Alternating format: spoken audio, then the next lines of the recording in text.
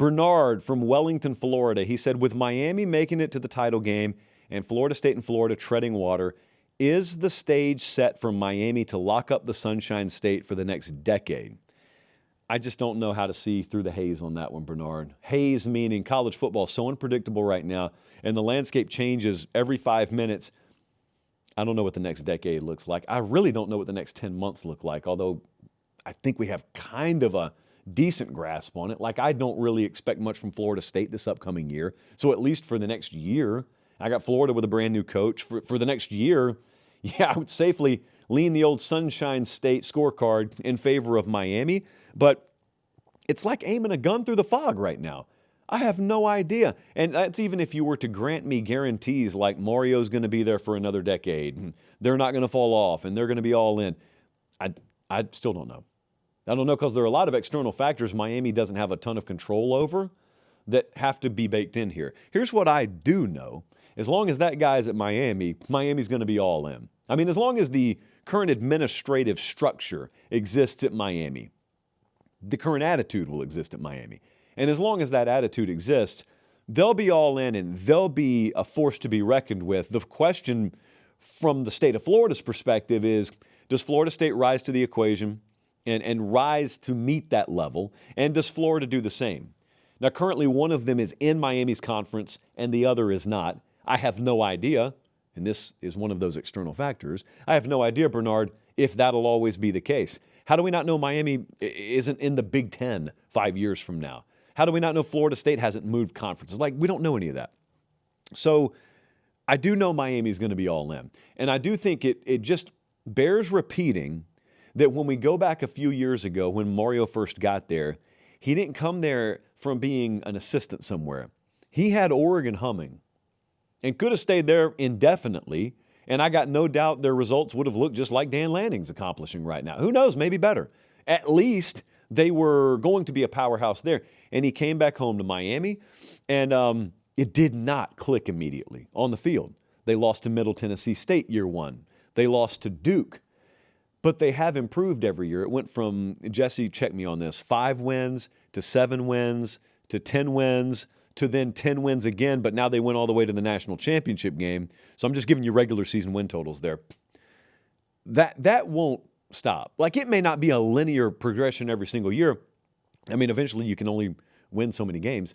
But I think they're going to be in the picture every year. And you can tell how hungry they are. I mean, this Darian Mensah situation, I was wondering the other day, where's Miami going to go at quarterback? They had an answer. Now, it may not be one that the rest of the country likes, and I've got my own issues with the way talent acquisition works right now, but they don't write the rules down there. They're just kind of operating under the current climate, so I don't really fault them. As for the rest of the state, hey, do me one favor right here. Look down. Are you subscribed to the channel? If you are, thank you. If you're not, please click subscribe. It helps us keep the show free and free of corporate interference. All right, that's it for me. Back to the clip.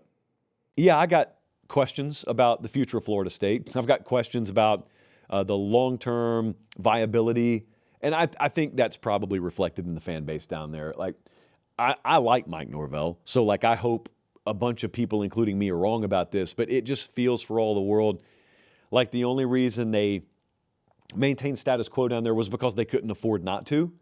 And that's always a sucky reason to maintain status quo, because that translates to, well, we really don't expect anything to change, but it just costs a lot of money for us to get out of our current situation.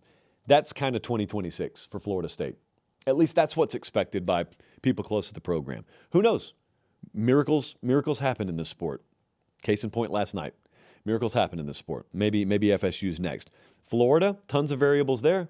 You got John Summerall in town. I think it's fair to, and realistic, to at least give him some time. So like, even if he was a slam dunk grand slam hire, he's going to be the coach that's going to lead Florida back to prominence. Is that going to happen overnight? I wouldn't expect that.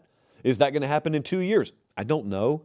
Kurt Signetti's kind of changed the expectation scale for everyone, fair or not. But I do know Miami's not going anywhere. So they are where they are. If anything, they may still have a few rungs to climb up the ladder. So in that sense, yeah, right now, sitting where we sit right now, Bernard, I feel great about Miami. I don't feel, tons of optimism whatsoever about Florida at the moment, although I'm all in on John Summerall. I don't feel optimism at all about Florida State. So, yeah, in that sense, I am picking up what you're putting down. I just think things could change in a nanosecond. How do we know what the rules are going to be in the sport 2 years from now?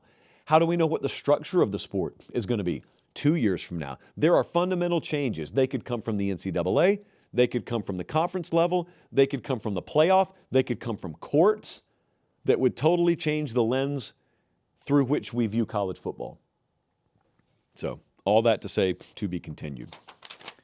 I do want to remind you guys, we got a ton to get to. I want to remind you guys, over in the Pate State store right now, patestateMaterial.com. So we saw some of these shirts flying off the shelves the other day. But don't worry, unlike in years past, we have plenty of inventory. The university collection is there, and it will not shock anyone to learn that the McLaughlin School of Music shirt was the best seller so far out of the new Pate State University collection. Mainly because I tilted the scales in my favor by overly promoting that shirt over the other shirts, which I also love. And I would just encourage you guys to check it out. Spring's eventually here. I know you guys are loading up on cold weather gear right now, and we got that too. But eventually it's going to be time for the tees. So you need to tee up already, and I highly encourage everyone to be wearing one of these by spring. Also, got to shout out QuikTrip for fueling the Fall Don't Lie tour every single step of the way. Probably the only sad part of the Fall Don't Lie tour was when we were in Montgomery the other day. We were leaving family reunion, brief stop in Wetumpka, beautiful Wetumpka, home of Wayne from Wetumpka. We pit stopped in Wetumpka, and then on the way back, we're planning on going by QuikTrip. The exit was closed, Jesse. They had the exit closed on us. So I-65 south of Montgomery got to get its act together. I mean, that's on ALDOT. That's not on QuikTrip. So QuikTrip, outside of that one exit, and that's only if you're going south, they are there to fuel your every need. That's not actually a bad idea for a shirt name or a shirt idea.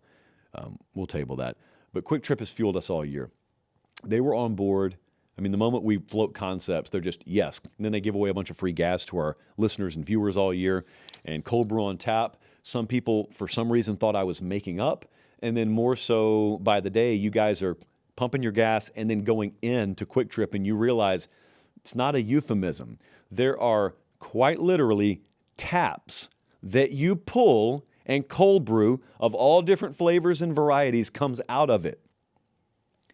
I would call it safely one of the 15 most important inventions in the modern era of the United States of America.